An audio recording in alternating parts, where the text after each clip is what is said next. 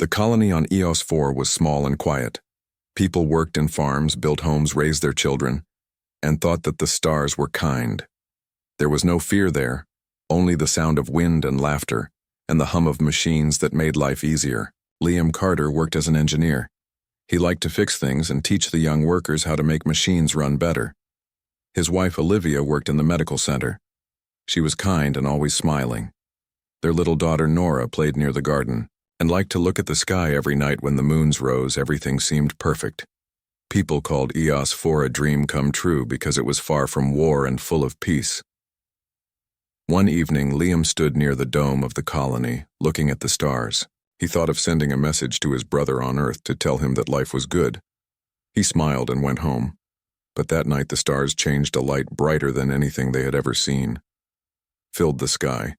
Then came the sound of thunder and the ground began to shake. People ran outside and saw a huge dark shape moving across the clouds. It was not a storm. It was a ship so large it covered the horizon.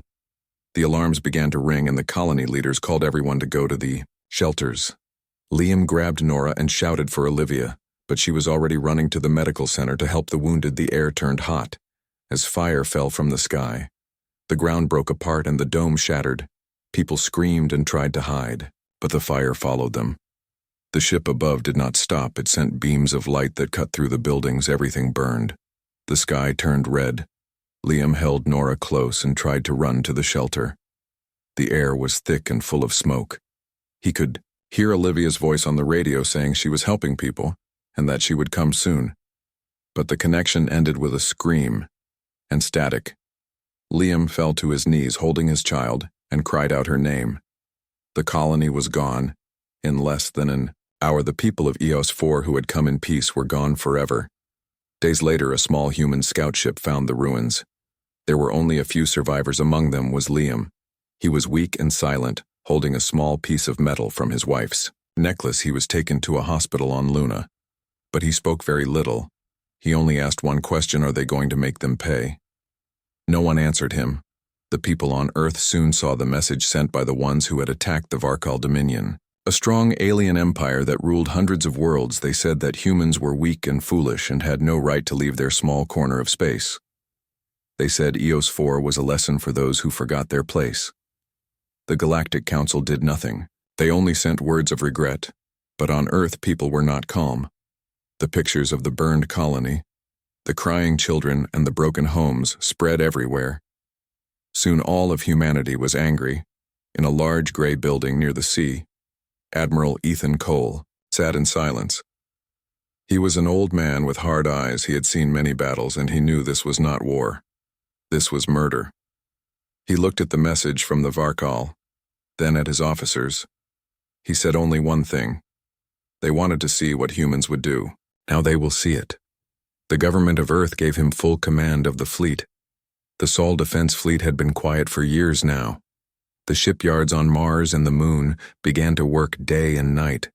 Engines roared and sparks flew as new ships were built. Old ones were repaired faster than ever before. Thousands of people joined the effort. Some had lost family on EOS 4, others just wanted to protect what was left. No one spoke of peace. They spoke of justice. Liam worked in one of the shipyards. He used his skill to repair engines and build parts. He never smiled, but he worked with a kind of fire that made others follow him. He said little, but his eyes told his story. Sometimes he looked up at the stars and whispered Olivia's name. The new ships were called the Aegis class, built with stronger shields and new weapons that used gravity itself to tear apart enemy armor. The scientists also made a new kind of engine that could jump faster than ever before. Every day the fleet grew. Larger. Admiral Cole watched from his command center and waited. Soon the time would come. When the fleet was ready, 200 ships stood above Earth in silence. The people looked up and watched them shine like a wall of light across the sky. The fleet left in a single jump, vanishing into fold space. Led by Admiral Cole on the flagship Valor. Among the ships was the ECS Resolute, commanded by Captain Laura Kent. She was known for her calm voice and steady hand. Before the fleet left, she spoke to her crew and said, "We are not going to start a war. We are going to end one." The journey through fold space took many days. The corridors of light stretched endlessly. The crew spoke little. They all remembered Eos. Finally, the fleet reached the edge of the Varkal system. It was a massive place with 2 suns and many worlds covered with their cities. Their fleets filled the space around them, ready for battle. The human ships stopped just outside the range. Admiral Cole stood on the bridge and looked at the glowing stars. He thought of the people who had died. He thought of the message that had called humans weak and unworthy. And he said quietly, "Now they will learn." The battle began without sound. Hundreds of small probes left the human ships and scattered across the system. They planted quantum disruptors on enemy stations and reactors. Then the second phase started. The human ships fired their gravitic lances, beams of blue light that cut through armor and shields. The Varkal ships tried to fight back, but the humans moved faster, using new drives to strike from all sides. The sky was filled with fire explosions flashed across the dark. Captain Kent guided the Resolute through the storm. Her crew worked in silence. She gave calm orders as enemy ships fell one by one. Liam watched from an engineering station on another ship, helping repair the power lines. He thought of Olivia and felt no fear. After hours of battle, the first sun of the system began to change. The disruptors had reached its heart. The light flickered and then started to collapse. The energy turned inward and exploded outward. The shock waves spread faster than light. Admiral Cole gave the order to jump. The fleet pulled away as the second sun followed the first. The whole system turned into white light and then silence. When the light faded, there was nothing left. 2 suns gone, 6 worlds gone. The Varkal Dominion was no more. The fleet returned to human space in silence. No one celebrated. Admiral Cole stood on the bridge and said, "Eos 4 is avenged." Then he looked out the window and said, "Nothing else on Earth." People watched the report with wide eyes. The Galactic Council said nothing. The other races whispered in fear for centuries. They had called humans reckless and wild now. They called them something else, dangerous. Liam Carter sat alone on Luna watching the stars. He whispered to his daughter Nora that it was over, but he did not smile. He knew that the stars would never look the same again. When the news of the attack reached Earth, the first reaction was disbelief. People thought it was a mistake, a system glitch, or a pirate raid. But when the truth was confirmed, the world fell silent. The images from Eos 4 were played again and again across every screen. Cities in ruins, smoke rising into space, thousands dead, families gone, children lost. Every nation saw it, and for the first time in a century, Earth stood united. It was not about politics or borders. It was about humanity itself. In Washington, Commander Ethan Cole was standing in the command center, staring at the empty space on the screen where Eos 4 used to be. He had served in the Earth Defense Fleet for 20 years and had seen battles before. But this was different. It was not a war. It was murder. He looked at the transmission again and again. The symbols on the enemy ships were unfamiliar, but their intent was clear. They wanted to erase humans from the stars. Ethan turned to his second officer, Maya. Brooks, she was quiet, her eyes full of anger and sadness. She had family on Eos 4. They had gone there 5 years ago to start a new life, and now they were gone. She did not cry. She only said one sentence, "They will pay for this." Ethan did not reply. He only nodded. He already knew what had to be done. The Council on Earth gathered in the orbital station around the planet. The leaders from every nation sat together, generals, scientists, diplomats. No one argued this time. They all agreed humanity could not stay silent. They had to respond, not just to fight back, but to make sure no one ever dared again to destroy their people. The stars belonged to everyone, but if someone tried to take them away, humans would show what it meant to stand against them. The investigation team brought more data. The attackers were from the Varex Dominion, a powerful alien empire that had ruled several sectors for centuries. They had ignored humanity until now. They saw humans as weak as newcomers who did not belong beyond their own world. But when human colonies began to grow, the Varex saw them as a threat to their control. Eos 4 had been a warning. They wanted to scare humanity into submission, but they had made a mistake. They had not learned what humans do when they are pushed too far. The fleets were mobilized, thousands of ships prepared for launch. Shipyards worked day and night. Every engineer, every pilot, every scientist joined the effort. The anger of billions turned into determination. Mothers who had lost children built the engines. Soldiers trained harder than ever before. The people did not want war, but they would not let the deaths of HFY go unanswered. Commander Ethan Cole was assigned to lead the flagship of the new fleet called the Horizon. It was not the biggest ship, but it carried the newest human technology. It had advanced defense systems and new kinetic weapons that could pierce through almost any shield. Maya Brooks was his first officer. She was quiet, but strong. She watched every report and every image of the destroyed colony. Her silence spoke more than words. The crew respected her. They knew her pain. On the day of the launch, Earth watched from the skies, thousands of ships lifted into orbit, their engines glowing like small suns. Children stood on rooftops waving at the stars. Old veterans saluted from their homes. Families prayed for their loved ones on board. No one spoke of fear, only of justice. When the fleet reached the border of Varek space, the enemy sent a message. They told humans to turn back. They said HFY had been punishment for spreading too far. They said humans were not ready for the stars. Ethan listened to the message without expression. When it ended, he simply said open channel and spoke back.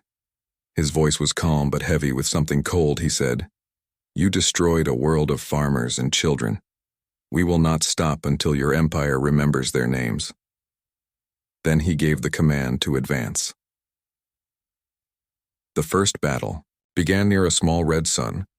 The Varek's fleet outnumbered the humans, but the humans fought with something no one had ever seen before. Unity and rage. The ships moved like one mind, precise and fierce. Human pilots did not retreat even when outnumbered. They protected one another every time a ship went down. Another rushed to fill the gap. It was not just war, it was vengeance. Maya watched the enemy ships burn on the screen. She remembered her family. She whispered softly, "This is for you." Her hands moved quickly across the console, guiding the Horizon through the fire. The crew followed her without hesitation. Ethan gave orders with steady calm, but inside he felt the weight of every life lost, and every life now depending on his command. Battle lasted 6 hours. When it was over, the Varek's fleet was gone, drifting wrecks among the stars. The humans had lost ships too, but they had won the first step. The message spread across the galaxy.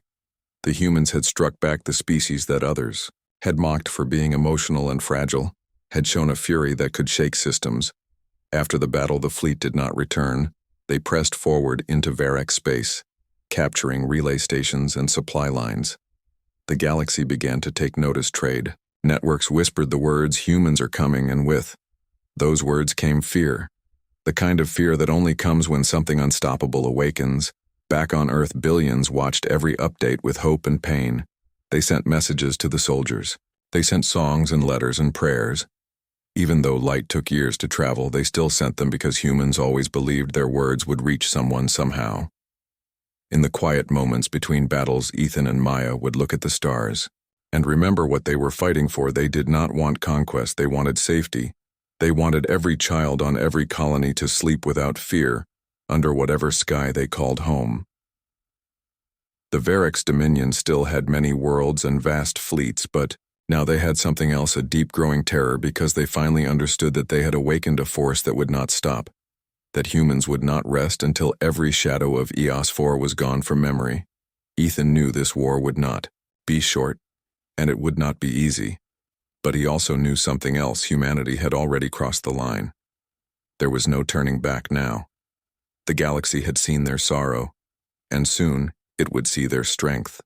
The stars above burned silently, but for the first time in ages they felt like they belonged to humanity again, not because of power or weapons, but because of will. The will to survive, to protect, to endure. That was what made them human, and that was what would carry them through the darkness. Ahead, the human fleet moved deeper into Varek space. The stars around them were cold and strange. Many of them had never been seen by human eyes before, and now they were the path of vengeance. Every ship carried silence and anger in its halls. The crew worked without laughter, their faces set with the memory of HFY.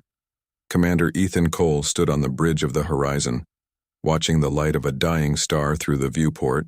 He did not speak much since the war began, but everyone around him felt his will. It was steady and heavy like iron. His first officer, Maya Brooks, moved beside him. her eyes fixed on the scanners, searching for any sign of the next enemy outpost. They had destroyed 3 already, but the Varex had many more still. Ahead, she knew this war was far from over. The days passed into weeks. The fleet met resistance again and again. The Varex tried to stop them with fleets twice their size, but it never worked. The humans had learned to fight together, to move like one living thing. Their new tactics confused the Varex, who had never faced such unity. The Horizon led the charge every time, and its name became known. Even among the enemy, it was whispered as the ghost ship, because wherever it appeared, destruction followed. The humans did not take prisoners, they sent warnings to surrender. But the Varex commanders refused. They still believed humans were weak until they learned the truth through fire and loss. In one of the battles near the blue star of Verena, the Horizon was hit badly. A plasma beam tore through its side. Alarms filled the ship. Smoke and sparks spread through the corridors. Crew members ran to repair the damage. Maya was in the control bay when a blast threw her to the floor. She stood up with a cut on her face and shouted orders, her voice clear and strong through the chaos. Engineers sealed the breach and redirected power to the shields. Ethan kept his eyes on the battle, his calm voice cutting through the noise like a line of steel. He told his crew to focus on survival, not revenge. He said they could not honor EOS 4 if they died without purpose, and his words kept everyone steady. When the battle ended and silence returned to space, the Horizon drifted among the wrecks. Of both fleets, the ship was wounded but alive. Maya walked the decks and checked on her crew. She saw fear but also pride. The young pilot Leo told her he had lost his brother on EOS 4, and that every shot he fired was for him. She nodded and said, "Then we fight for all of them, and we do not stop until they can rest." The human fleet regrouped at a small moon called Tryon, where they repaired their ships and rested for the first time in months. Small fires burned on the surface as engineers welded hulls and replaced engines. People shared stories in low voices. There were tears, but also quiet smiles. They had come far, and they had survived something no one thought possible. Ethan stood alone outside the base, looking at the stars. He thought of Earth and of the people watching their every step. He wondered how many more would die before this ended. But deep down, he knew it did not matter. Now they had to finish it. While the humans repaired their ships, the Varex High Council met. On their homeworld, they could not believe what they saw.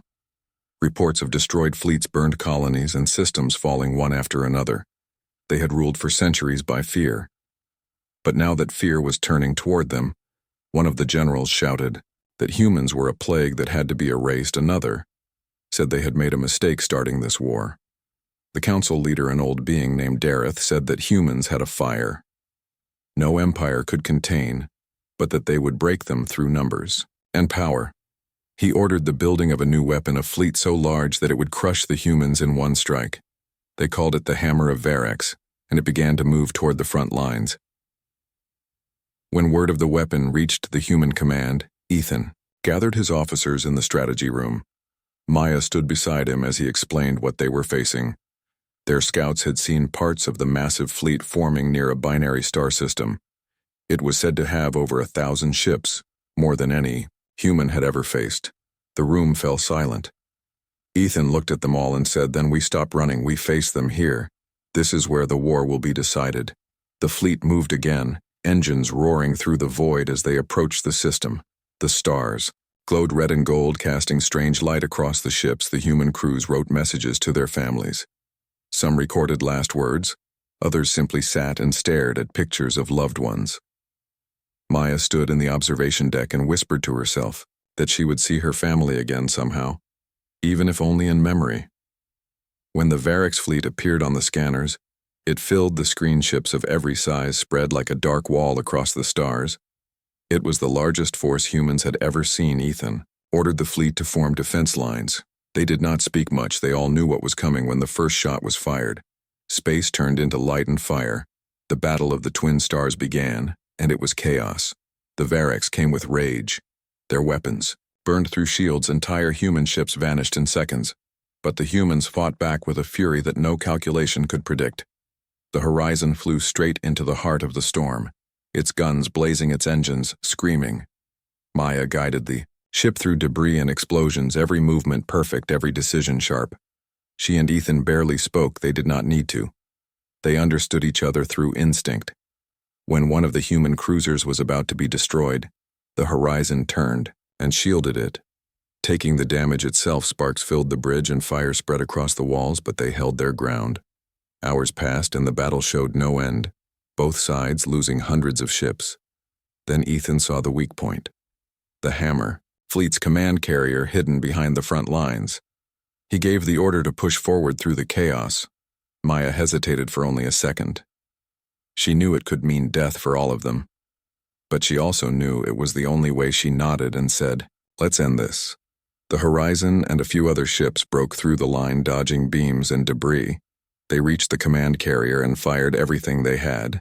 The explosion was brighter than the sun itself, and the shockwave tore through the Varex formation. Their fleet began to scatter. Some tried to retreat.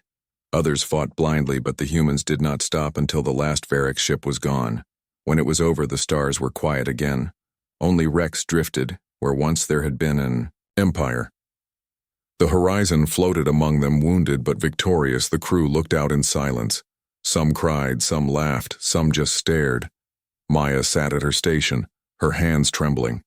She whispered, "They are free now," and Ethan placed his hand on her shoulder and said, "Yes, they are, but we are not done yet." The victory was great, but the cost was heavy. Half the fleet was gone. Earth mourned, but also celebrated, because for the first time humanity had proven that they could not be broken. And the galaxy began to understand that the humans were not weak, not fragile. They were something far more dangerous. They were determined and united, and the fire of EOS 4 still burned in their hearts, and it would burn until every shadow of the Varex was erased from the stars. The war had changed the stars' entire systems that once belonged to the Varex dominion were now silent and empty. Burned worlds and drifting wrecks marked the path of the human fleet. Yet there was no joy in their victory. The people of Earth watched. The reports with mixed hearts. They had wanted justice, but what they saw was destruction beyond measure. The Varex had tried to crush humanity, but now it was their empire that was collapsing. Commander Ethan Cole stood in the observation room of the Horizon.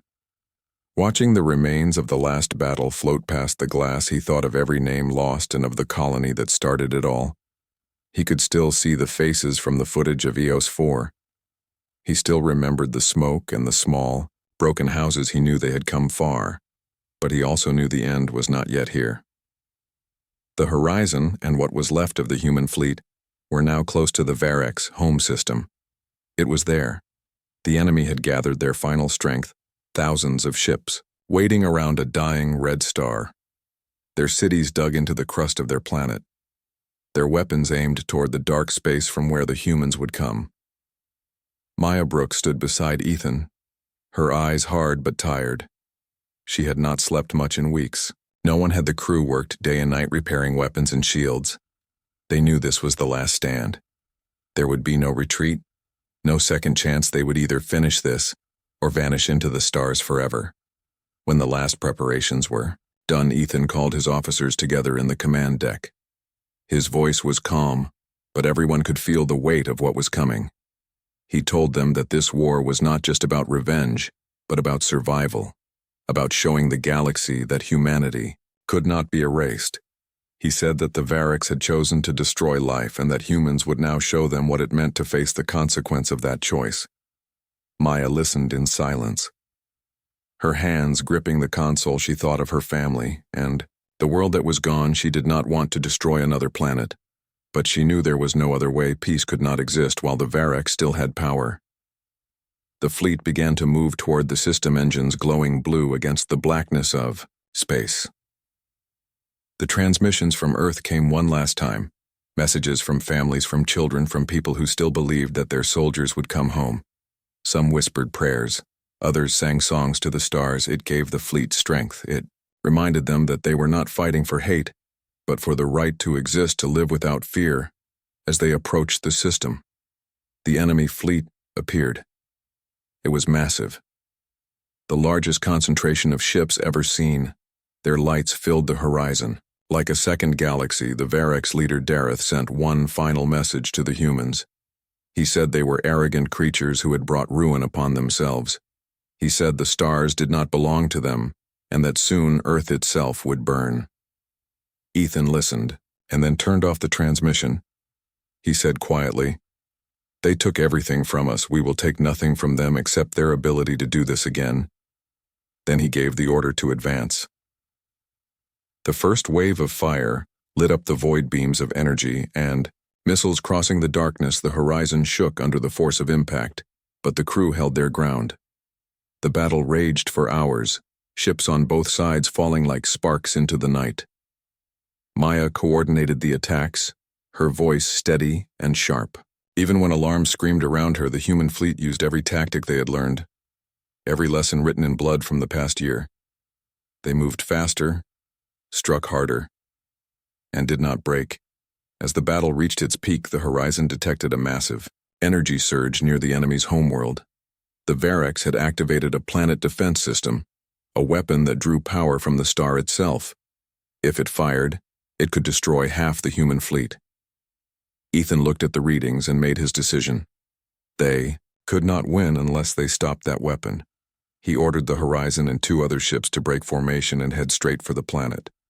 Maya looked at him and understood without words. They both knew what it meant the rest of the fleet would hold the line while they went to stop the weapon before it fired. The journey through the chaos was like flying through a storm of fire. The ship's shields flickered with each hit. Metal groaned, but they kept going.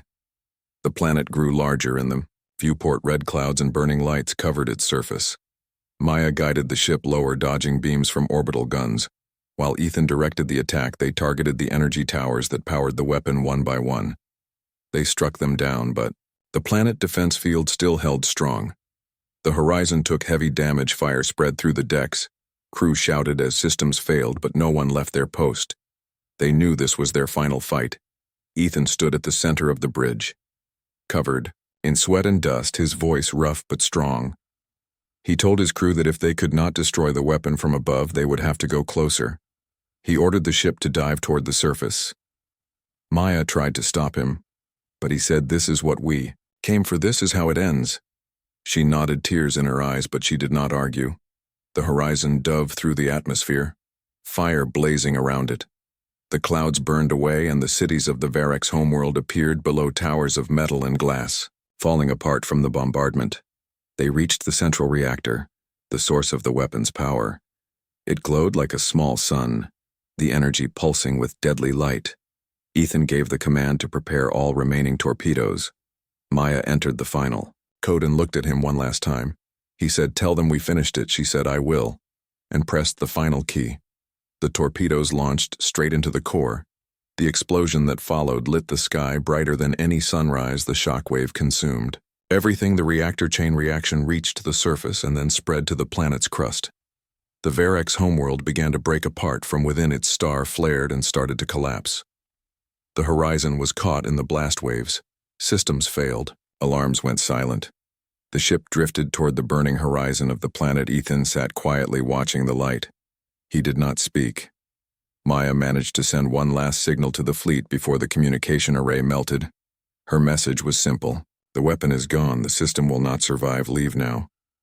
The human fleet received the message and began to retreat, engines burning at full power.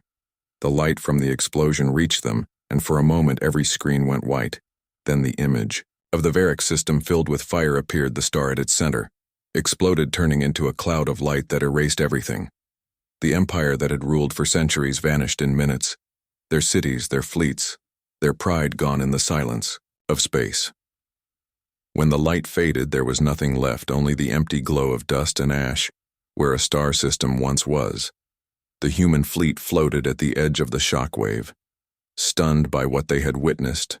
Some cried, some prayed, some just stared. In silence, Ethan and Maya were gone. The Horizon was gone, but their sacrifice had ended the war forever. Humanity had done what no one thought possible. They had erased a star system not out of conquest, but out of necessity, out of pain, and out of the unbreakable will to survive. The galaxy would never forget what happened that day. The Varex dominion was no more, and the name of EOS 4 was spoken again, not as a tragedy, but as a memory that had shaped the future of humankind. Earth mourned its lost heroes, But it also understood what they had done. They had ensured that no one would ever dare to destroy a human world again. They had shown the stars what it meant to be human, and that even in loss, even in sorrow, they were stronger than anyone had believed. The light of the destroyed system faded slowly across the stars. The human fleet drifted in silence, surrounded by the faint remains of what had once been a mighty empire. Every ship carried the same feeling, pride and sorrow mixed together like shadow and light. The war was over. The Varex were gone, but the cost had been higher than anyone could count. There was no signal from the horizon, no sign of Commander Ethan Cole or First Officer Maya Brooks. Only the last message she had sent before, the final explosion telling the fleet to escape, that the weapon was gone and the system would not survive. That message echoed across the ships like a prayer. On Earth, the news reached every corner of the planet. People stopped what they were doing and watched the broadcast from the orbital station when the image of the vanished Varex star system appeared. No one spoke at first, then quiet tears filled eyes across continents, some for victory, some for loss. The leaders of Earth addressed the people, saying that the war was over, that humanity had secured peace. But the people knew that peace had come with a heavy heart. The names of the fallen were read for hours, including those of the Horizon crew. Ethan and Maya were declared heroes of the new era, the first defenders of humankind across the stars. Years passed, but the story of EOS 4 and the fall of the Varex was never forgotten. New colonies were built on distant worlds where children learned about the day humans stood together. As one for the first time in history, Earth had changed not only in power but in spirit. Nations no longer fought each other. They remembered what unity had done and what it had cost the Earth. Defense Fleet became the Earth Exploration Command. Its ships now carried scientists, engineers, and settlers instead of soldiers. Yet even as peace spread through the systems, there was always a sense of quiet vigilance. No one wanted to see the darkness return. Among those who had survived the war was a young pilot named Leo Grant. He had served on a support ship during the last battle and had watched the horizon vanish in the explosion. He never forgot the voices of Ethan and Maya during the war, their calm commands, and their faith that they would win. He returned to Earth after the war and joined the new space program. He helped train new crews, teaching them what he had learned from his fallen leaders. He often told them that courage was not in fighting, but in protecting, in standing for what was right. Even when everything seemed lost, he carried a small metal badge from the horizon on his chest every time he flew, and said it reminded him of who they were. The galaxy slowly began to recover from the chaos. The fall of the Varex had opened paths to new alliances. Other species that had once feared or ignored humans now came forward to speak to them, trade with them, and even join them. The image of Earth had changed from a quiet blue world to the home of a people who had faced extinction and survived. There were still whispers and fear. Some still called humans dangerous, unpredictable. But even those words carried respect because they knew that humans were not conquerors. They were defenders. They did not destroy. For glory, they destroyed to protect what they loved. One day, almost 10 years after the war, Leo stood on the deck of a new ship called the Horizon 2. It was built in honor of the original. It carried explorers and scientists and a small crew trained to face whatever was beyond known space. The launch was watched by billions on Earth. When the engines ignited, the people cheered. But there was also silence in their hearts, as they remembered the ones who had gone before. Leo looked at the stars through the viewport and thought of Ethan and Maya. He whispered softly that they were still out there in some way, watching, guiding every ship that left Earth. The new age of exploration began. Ships from Earth spread across dozens of systems. They found ruins of old civilizations, strange worlds, and new forms of life. But they also found peace for the first time since the war. No one tried to destroy them. No empire dared to challenge them. The story of the Varex had become a warning to all that the fire of humanity was not something to provoke. Yet it was also a promise that humans would protect more than themselves. They would stand for life wherever it existed, because they knew what it meant to lose everything. On the anniversary of the fall of the Varex system, Earth held a memorial ceremony at the site of the first launch, where the Horizon had departed decades earlier. Families of the fallen gathered there. Old veterans stood in their uniforms. Children carried flowers and small flags. The sky was clear and full of stars. A large monument stood in the center, made of silver and dark glass. It showed the names of everyone lost from EOS 4 to the last battle, and at the top were the names Ethan Cole and Maya Brooks. Carved in light letters under the title, "They gave everything so that others could live." As the crowd watched, a recording of the last message from the horizon played again. Maya's voice, soft but strong, saying, "The weapon is gone. Leave now." Then silence followed, but in that silence there was peace. People held hands and looked up, some cried, some smiled. They all knew the same truth, that those who had died had not vanished completely. They lived in every colony, every ship, every step humanity took. Into the unknown they had built the foundation of what humans had become. When the ceremony ended, Leo stayed behind alone. He looked at the monument and touched the engraved names. He said quietly that he would keep their promise that he would make. Sure, the stars would always know who they were and what they stood for. Then he turned and walked back to the launch pad, where the Horizon 2 waited, ready to begin its first long journey beyond the known space. He took one last look at Earth glowing like a blue jewel behind him, and said the words that had once been spoken by Ethan before the first mission: "We go. Not for war, but for hope." And the engines lit up, carrying him and his crew into the dark sky. Far away among the stars, where the light of destroyed systems had long faded, a signal still drifted weak and faint. It came from the edge of what used to be the Verax system. The signal carried no coordinates, no message, only a soft pulse repeating again and again. Some said it was just an echo from old debris, others believed it was something else. Maybe a part of the horizon still alive, caught between space and time. Maybe a reminder that even in destruction, there can be traces of life. The scientists tried to decode it for years, but it never changed. It kept repeating like a heartbeat across the void. People began to call it the light of Eos, and every ship that passed near that region sent a silent salute to it. It became a symbol of remembrance and of strength, a sign that humanity never truly lost, that no matter how far they went, a part of their past traveled with them through the stars. And so humanity kept moving forward, building new worlds, new dreams, and new peace. But they never forgot the colony that was lost, the world that was burned, and the two who gave their lives to make sure it never happened again. They carried their story like a flame through the endless night, proving again and again that humans could be hurt, could be broken, could be scarred.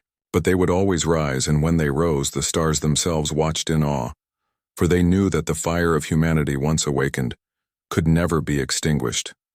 Not by fear, not by power, not by time.